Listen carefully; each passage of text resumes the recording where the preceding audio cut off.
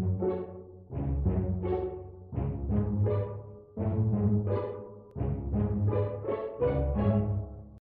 everyone, this is Maxim Schwinar from I Sell Swords, and today I'm talking about the 1845 Superior Officer Sabre for the Infantry.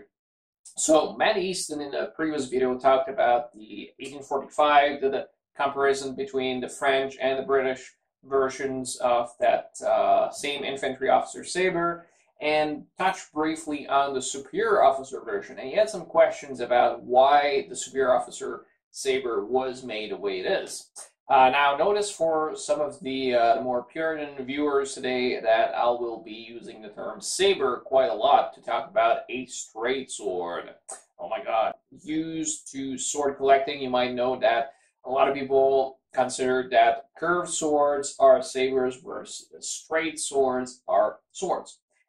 This is true mostly in British culture, British military and collector culture, and French.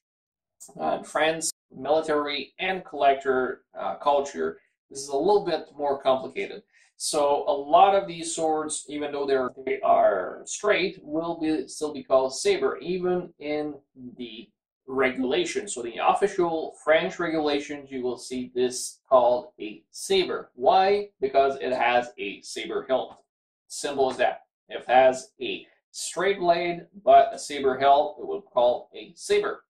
If it has a curved blade with a saber hilt, it will be a saber. If it has a sword hilt, it will be called a sword or an épée. So that's the major difference, and this goes back to the beginning of the appearance of the term saber. In the 17th century, you see the straight swords and curved swords called sabers, as long as they're used for cutting and they have saber hilts. It's a saber. So be prepared, be warned, I will be using saber to talk about this sword. So coming back to our main subject, so the 1845 superior officer. What do I mean by superior officer?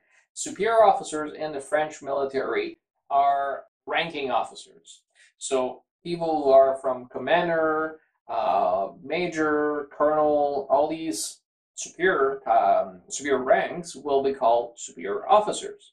For the lieutenant, for the captains, these are subordinate officers. So the subordinates get the regular curved saber, whereas the superior officers get straight double-edged swords. So the guard is also very different. So you can see that this is a regular infantry officer guard, but usually superior officers will get a larger guard that covers a little bit more the outside of the hand. Why? Well, I'll get to this in a minute when I explain exactly why this pattern was created the way it is. But usually they call this a two-branch guard because they consider that this is a branch, and that this is basically filling the space between the branch and the main guard here. But it would be another branch going to the side here, which would protect my hand, and you'll see it here in the pictures. But this is an early type for these two reasons. I think the model was slightly modified. And so why is it shaped this way? Why is it so straight? Why is it such a different blade from the 1845 saber? Why does it have two edges? So when you compare it to a regular infantry officer blade, you can see, of course, the blade here at the bottom is curved. It's got one edge, but also it's a little bit larger and it's a little bit shorter, quite a little bit shorter. Actually, the superior officer blade is as long as most of the cavalry blades I have here. If I take, this is an 1896 officer blade, trying to break anything, so you'll see that they're more or less the same length. So the 1896 is slightly longer, not by much. So why is it made this way?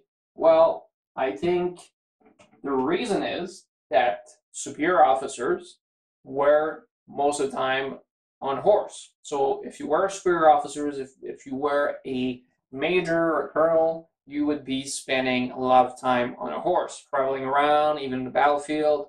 Whereas if you were a captain or a lieutenant, you would be walking around with men on foot.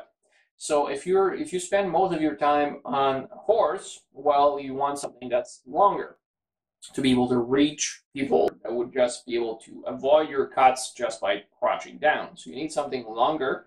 And I think they went for something that was a little bit more cross-oriented for that reason as well, because the French at the time believed that the thrust was a superior solution, at least for the cavalry. And so they came up with this sword, which is very clearly inspired by the Cuirassier saber blade, which came back in 1854. The main difference is that third fuller here running in the center. So now I do think that they're actually pretty good cutters. Not all of them. Some blades are very light, very thin at a cutting section, so they would not make very good cutters. But this adds actually a lot of weight to its cutting area. So it's a fairly heavy blade, around 950 grams. And as you can see, the balance point is quite far up the blade. So I think this would make actually a pretty good cutter. And the blade is very, very similar to some of the Scottish broadswords that were still being made at the time. So I don't think that this is only as Matt kind of alluded to, as a thrusting weapon, although some of them are definitely made only with a thrust in mind. And I don't think this was made because, majors and colonels are supposed to stand back and they're not really fighting, because that doesn't really make sense. If you are carrying a sword just for show, then just carry a small sword or a spadroon. But this is really a sword made for somebody that's expecting to fight with it. So this is it for the 1845 superior officer pattern. Hope you like this video, and if you have any questions about it, please comment below or send me some questions. I'll be very delighted to answer them, and hope to see you next time.